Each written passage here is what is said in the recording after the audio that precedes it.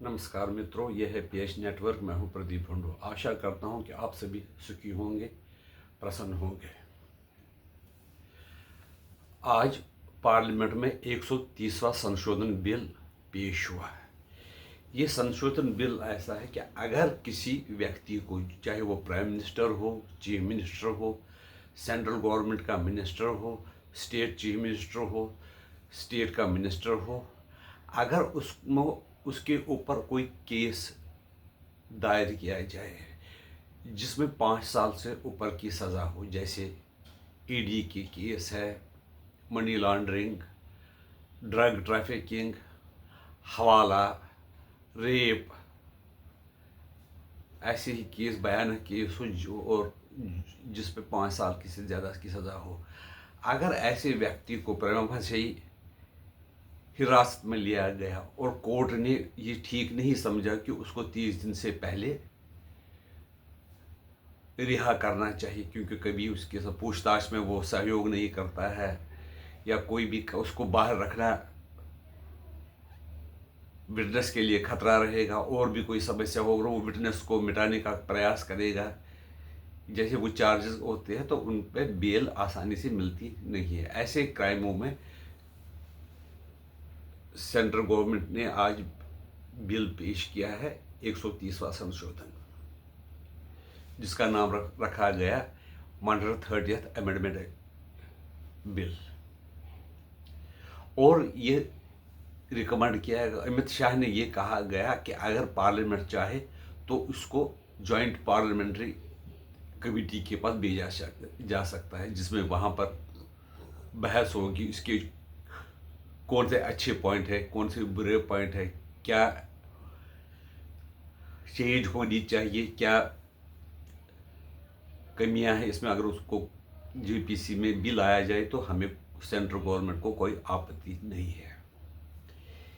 ये bill constitution makers के दिमाग में ऐसी बात आई नहीं थी। जब पहले होता था, मान लो एक्सीडेंट होता था, शास्त्री जी के टाइम रेलवे एक्सीडेंट होता था, उन्होंने इस्तीफा दिया। इसी तरह से कई अपनी मॉरल रिस्पॉन्सिबिलिटी, जिसमें कोई उनका पर्सनल दोष नहीं होता है, उसमें लोगों ने, मंत्रियों वगैरह ने इस्तीफा दिए हैं।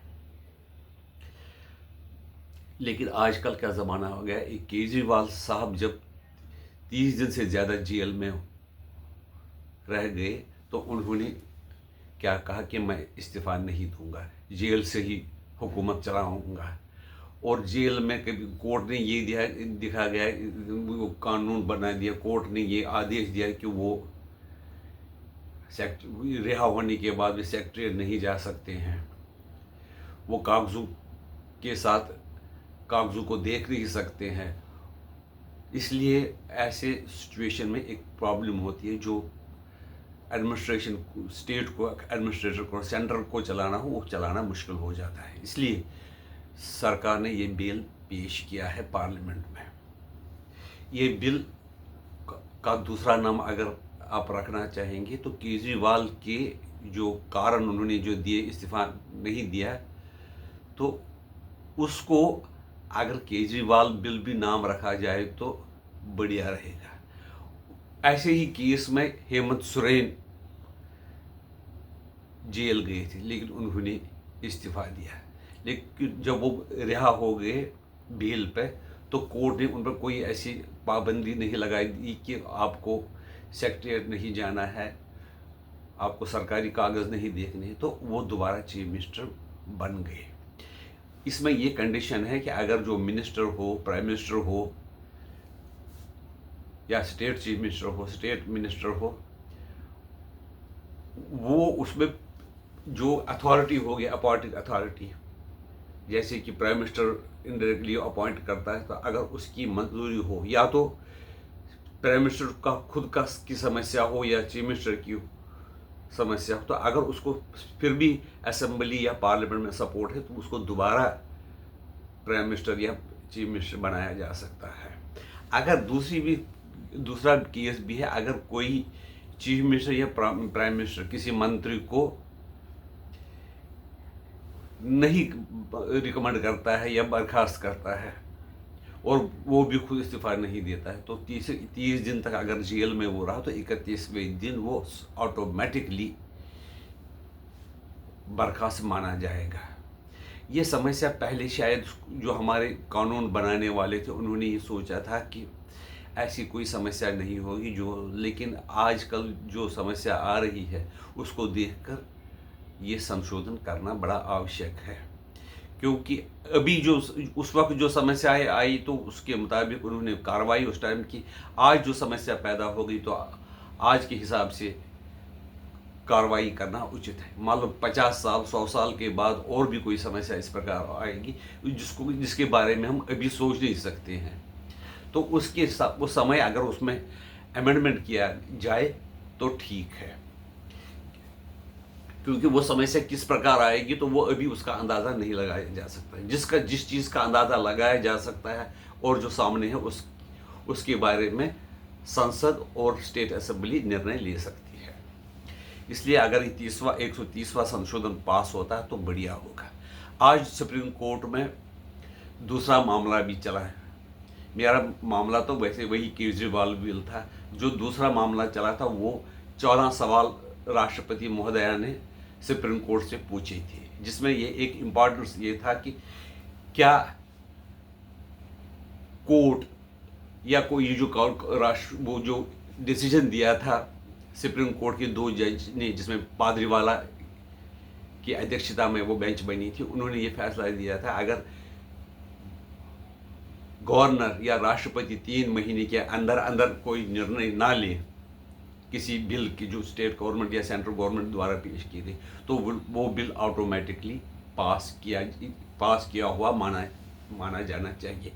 लेकिन ये जो राष्ट्र कानून है वो राष्ट्रपति के अंडर ही सब कुछ आता है। वो कमांडर इन चीफ है, वो सब की चीफ है, तो उनको क्या हम आदेश कर सकते हैं? नहीं कर सकते। इसमें अपोजिशन के जो वकील वगैरह थे के वेणुगोपाल वगैरह, तो उन्होंने ये सुझाव दिया था कि अगर 2 सरकारें, 2 सेंट्रल की सरकार की सोच एक होगी, स्टेट की सोच एक होगी।